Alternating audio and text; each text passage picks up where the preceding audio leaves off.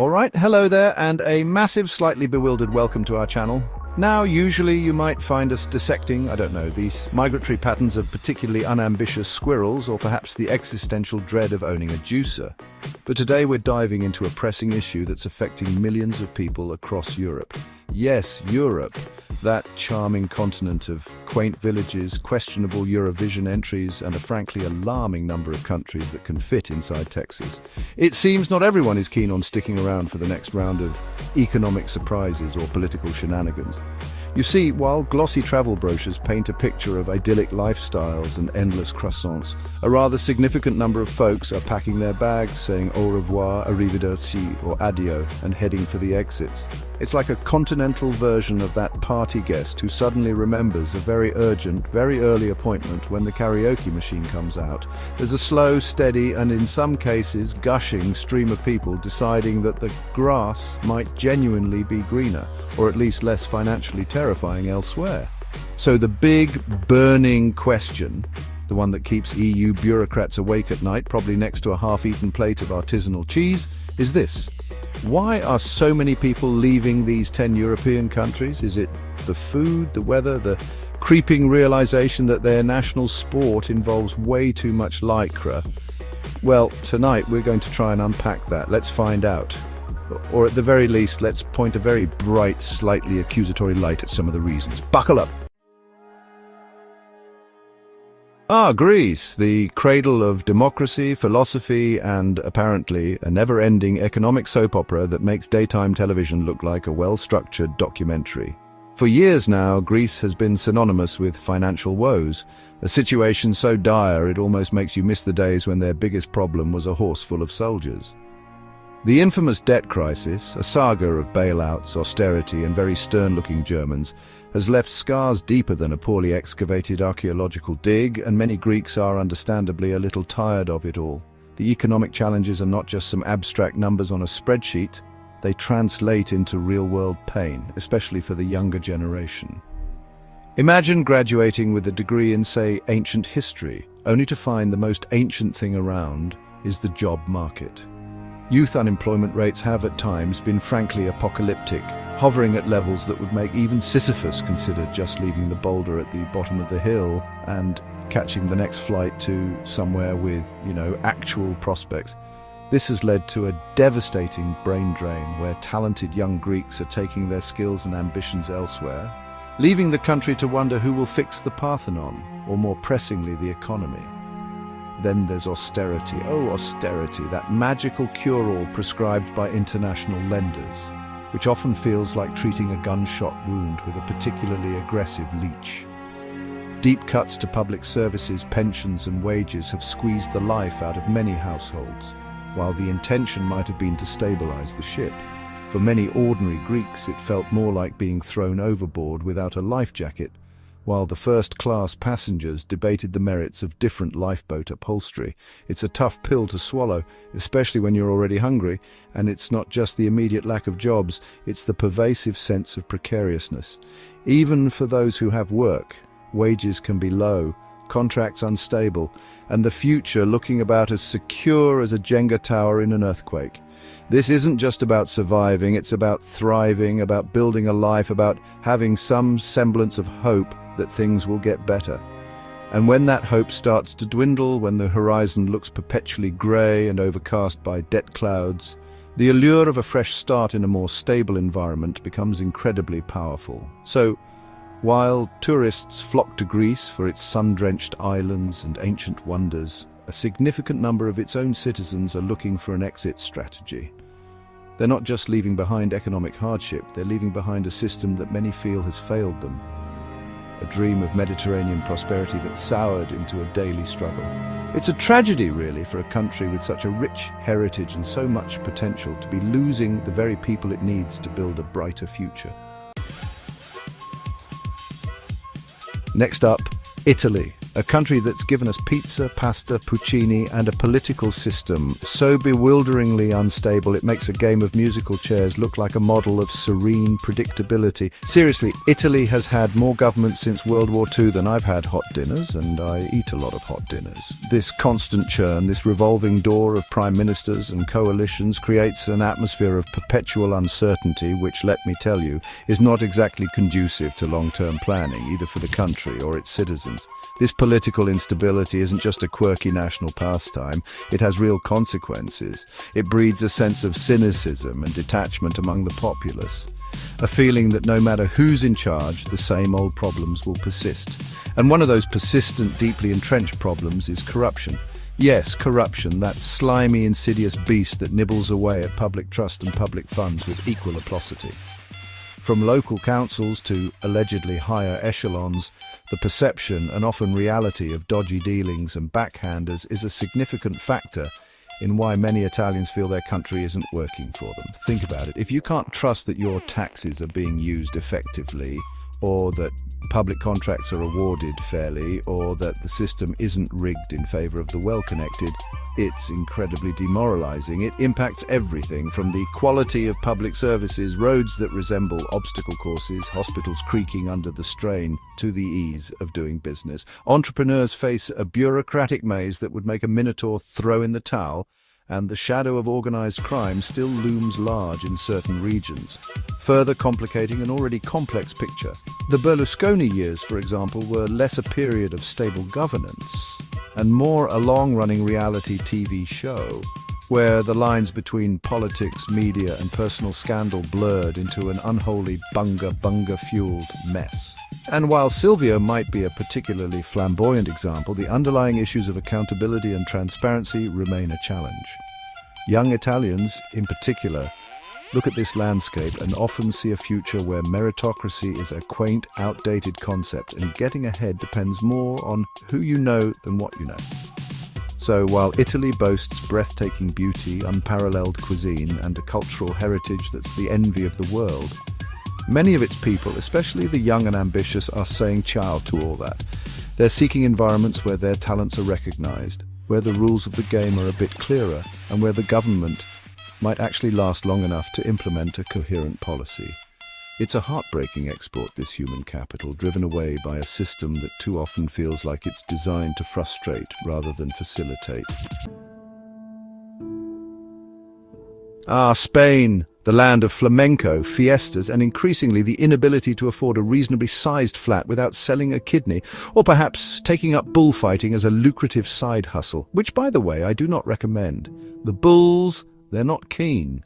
The primary driver for many people looking to leave the Iberian paradise isn't a lack of sunshine, it's the brutal combination of a high cost of living and a housing crisis that's making city life in particular a daily battle for survival for many. For years, Spain has grappled with property bubbles that burst spectacularly, only to see prices, especially rents in major cities like Madrid and Barcelona, climb back up to frankly ludicrous levels. We're talking about young professionals, the very people Spain needs to power its economy, spending an eye-watering percentage of their income just to keep a roof over their heads, often a very small, very shared roof. This isn't the Viva España dream they were sold, it's more like Viva in a shoebox with 3 roommates and no natural light. This housing affordability crisis is compounded by a labour market that, for many, especially the young, is characterized by precarious, short-term contracts and wages that haven't kept pace with the rising cost of, well, everything. The Migliorista phenomenon, people earning around €1,000 a month, was a talking point years ago, and for many the situation hasn't dramatically improved. Try paying Barcelona rent, buying groceries, and maybe, just maybe, having a social life on that kind of income. It's an exercise in extreme budgeting that would make a CFO weep. And it's not just the big cities. Even in smaller towns or coastal areas, the rise of short-term tourist rentals like Airbnb has, in some cases, pushed long-term rental prices up and reduced availability for locals. So while tourists are enjoying their authentic Spanish experience for a week, actual Spaniards are finding it harder to live authentically in their own communities year-round. The irony is as thick as a poorly made paella. It's a classic case of the welcome mat being pulled out from under the residents, so People are leaving. They're looking for countries where their paycheck stretches a bit further, where home ownership isn't an oligarch's fantasy, and where they can build a stable future without constantly worrying about the next rent hike or the end of their temporary contract. Spain has so much to offer: a vibrant culture, beautiful landscapes, generally excellent healthcare. But if you can't afford to live, those perks start to feel less like benefits and more like a cruel taunt. It's a siesta from which many are choosing not to wake up, at least not in Spain. All right, let's head east to Romania, a country of stunning Carpathian mountains, medieval towns, and unfortunately a public healthcare and education system that often leaves its citizens feeling like they're navigating a particularly grim obstacle course. When people start leaving a country because they're genuinely worried about getting sick or ensuring their kids get a decent start in life, there are some fundamental problems that need addressing, and urgently. The Romanian healthcare system, despite the dedication of many of its professionals, has been plagued by underfunding, corruption, and a significant exodus of doctors and nurses seeking better pay and working conditions abroad. This means patients often face long waiting lists, outdated equipment, and sometimes even have to bring their own supplies to hospitals. Imagine being told you need surgery and then being handed a shopping list that includes bandages and disinfectant. It's less Grey's Anatomy and more DIY surgery with a side of existential dread. This isn't just about inconvenience, it's about life and death. Stories abound of Romanians travelling to other EU countries for medical treatments they can't reliably access or afford at home. And, while the freedom of movement within the EU makes this possible, it's a damning indictment of the domestic system.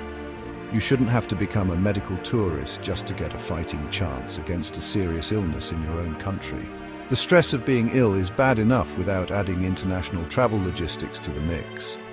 Then there's the education system. While Romania produces many bright students, the system itself is often criticized for being under-resourced, overly reliant on rote learning, and sometimes susceptible to the same currents of corruption that affect other public services. Parents worry about the quality of education their children are receiving, the state of school buildings, and whether the curriculum is adequately preparing them for the modern world. This concern for the next generation's future is a powerful motivator for emigration. If you feel your kids won't get a fair shot, you'll move mountains or at least countries to change that. The desire for better healthcare and education isn't a luxury, it's a fundamental human need. And when a state consistently fails to provide these adequately, it erodes the social contract. People start to feel that the system isn't there for them, and they begin to look for alternatives. For many Romanians, that alternative lies beyond their borders, in countries where hospitals are better equipped, schools are better funded, and the future for their families feels a little more secure.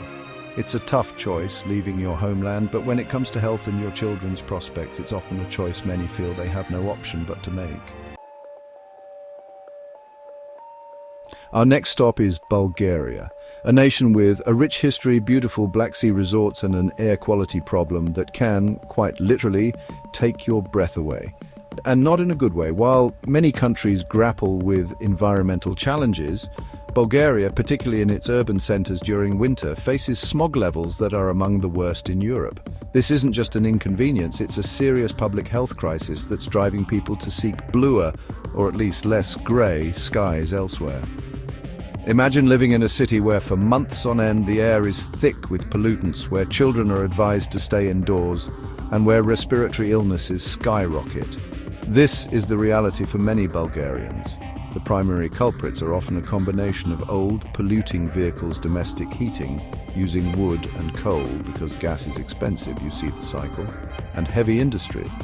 The picturesque snow-capped mountains in the distance become invisible behind a curtain of toxic haze. It's like living inside a giant, poorly ventilated ashtray.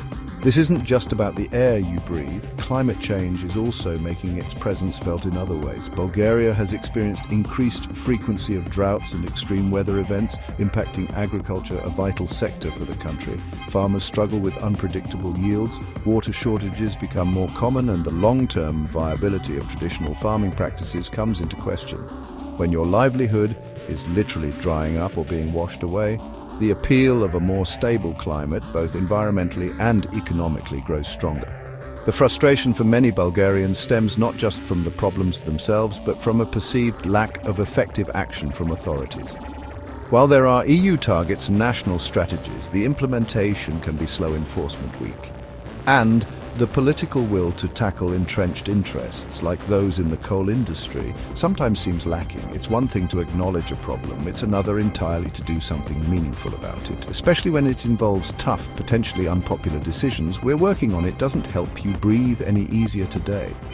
So for a growing number of Bulgarians, particularly those with young families or health concerns, the environmental situation is a significant push factor.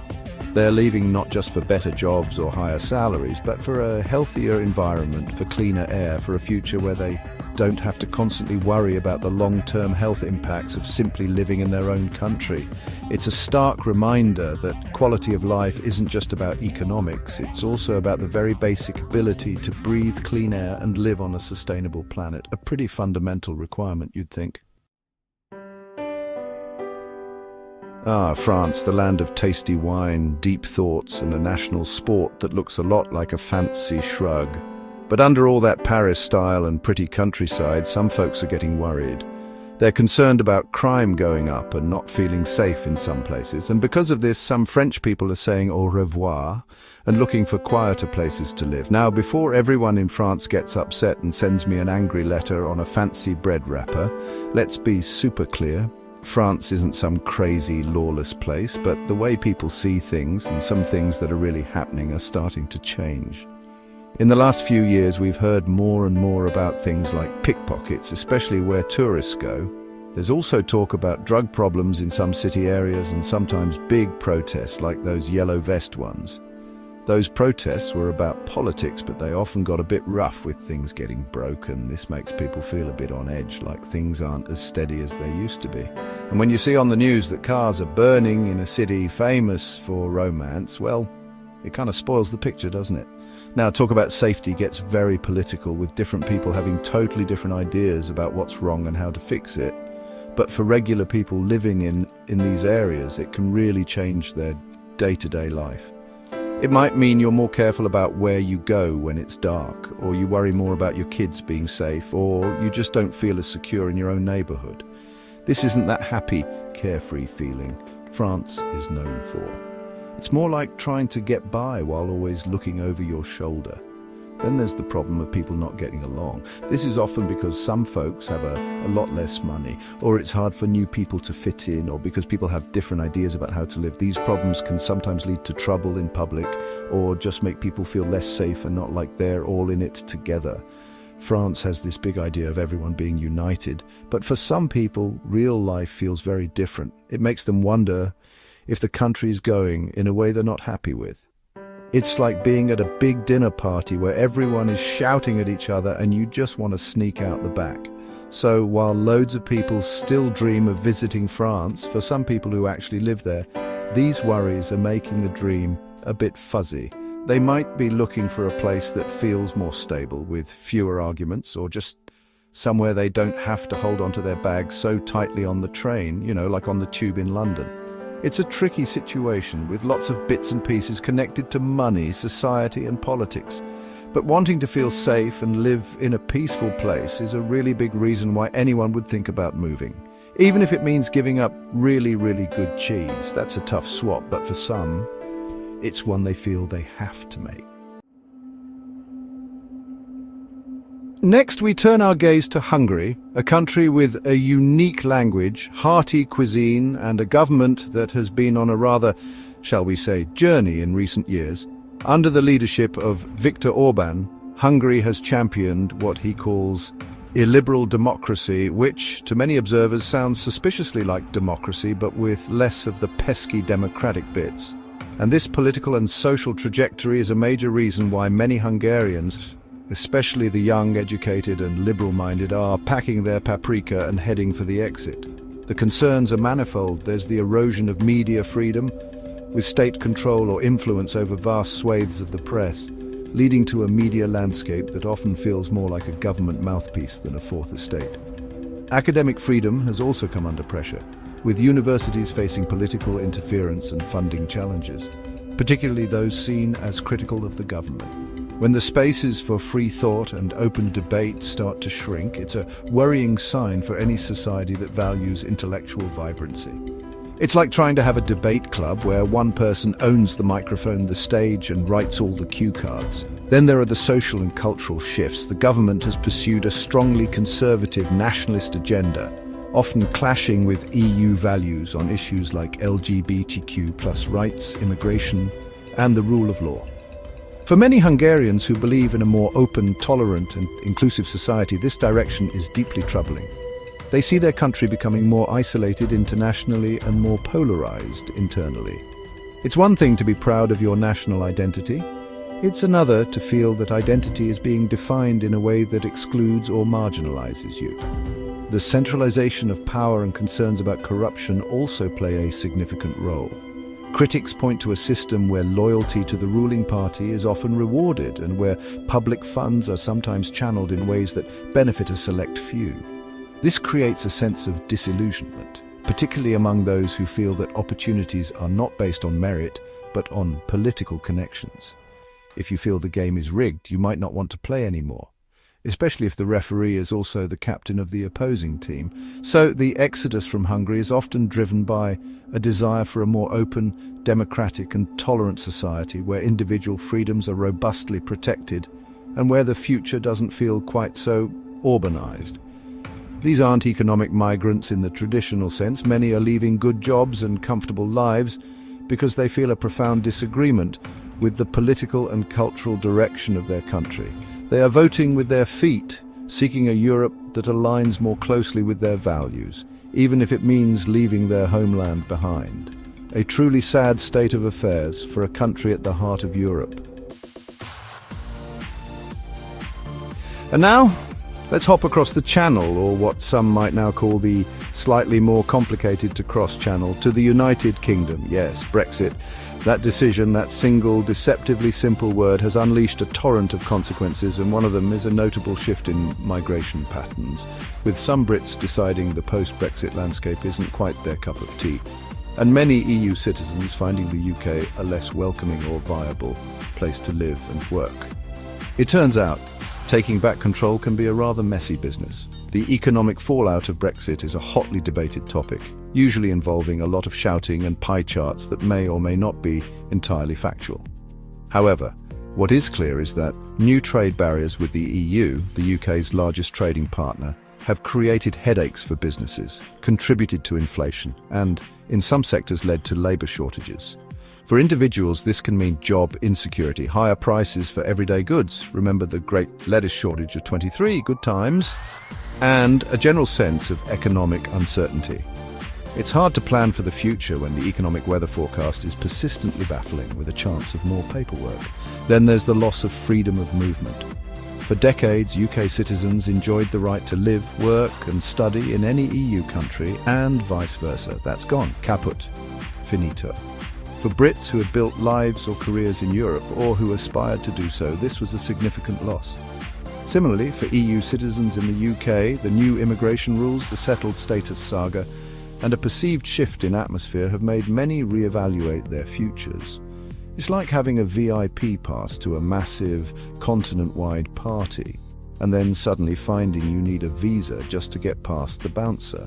The impact on public services, particularly the NHS, is also a concern. The NHS has long relied on staff from EU countries, and Brexit has made it harder to recruit and retain them, exacerbating existing pressures on a system already struggling with underfunding and an ageing population.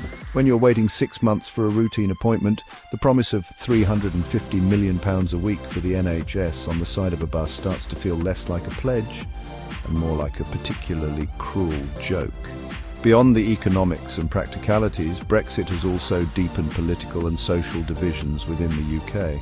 The debate was and remains incredibly polarising, and for some the country feels less tolerant, more inward-looking and more uncertain about its place in the world. This can create a desire for an environment that feels more stable, more outward-looking, or simply less shouty. So while some cheer the newfound sovereignty, others are quietly booking their one-way tickets, seeking a future that feels a little less like a perpetual identity crisis. Finally, we arrive in beautiful Croatia, a country that dazzles with its stunning Adriatic coastline, ancient Roman ruins, and a Game of Thrones-worthy landscape. But even in paradise, it seems discontent can brew. Despite its relatively recent EU membership and tourism boom, Croatia is facing an emigration problem, particularly among its younger and more skilled population, driven by concerns about the overall quality of life and, crucially, future prospects. One of the most frequently cited reasons for leaving is corruption and nepotism. Yes, that old chestnut again. It seems to be a recurring theme in our little tour of European discontent. In Croatia, there's a pervasive sense among many that getting ahead often depends less on what you know or how hard you work, and more on who you know or which political party you're affiliated with. This creates a deeply frustrating environment for talented individuals who just want a fair shot. And it saps public trust in institutions. It's like trying to climb a career ladder where all the rungs are greased unless you have the secret family handshake. Economic opportunities, particularly outside the booming coastal tourism sector, can be scarce. While tourism brings in revenue, it also creates a seasonal, often low-wage job market and can lead to a two-speed economy with coastal areas prospering, at least for some, while inland regions lag behind, facing depopulation and underinvestment. Young Croatians, armed with university degrees, often find themselves looking abroad for jobs that match their qualifications and offer a decent salary and career progression. The allure of Germany, Ireland, or Austria, with their stronger economies and more diverse job markets, is hard to resist. Then there's the general quality of life. While on paper Croatia offers a safe environment and a beautiful setting, frustrations with bureaucracy, the efficiency or lack thereof of public services, and a sense of stagnation can weigh heavily. People want to see progress. They want to feel that their country is moving forward, and when that feeling is absent, or when reforms seem to get endlessly bogged down, disillusionment can set in. It's the feeling that you're treading water while other countries are swimming laps. The demographic outlook is also a concern. Croatia has an aging population and a low birth rate, a situation exacerbated by the emigration of young people in their prime working and childbearing years.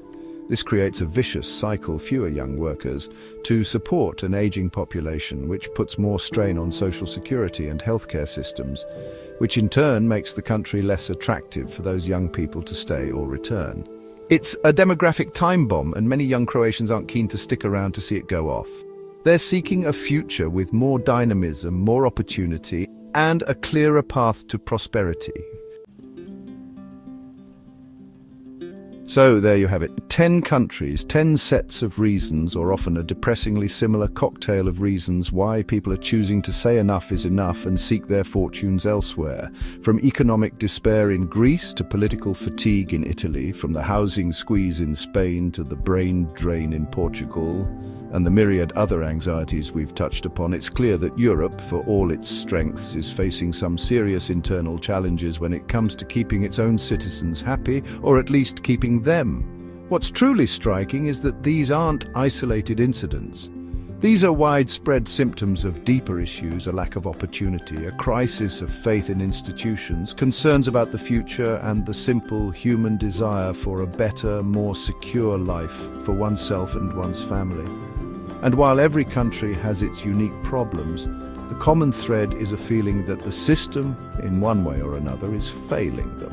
And that, frankly, is a tragedy for a continent that prides itself on its quality of life and social models. Thanks for watching. We hope this whirlwind tour through Europe's exit doors has been, if not cheerful, then at least illuminating. If you found this video informative and, let's be honest, slightly alarming, don't forget to like, share, and subscribe for more content like this. We promise our next video will be about something unequivocally joyful, like puppies discovering mirrors or the enduring appeal of a really good sandwich. Probably. Let us know in the comments which country surprised you the most and why. Or, just vent. This is a safe space. Until next time.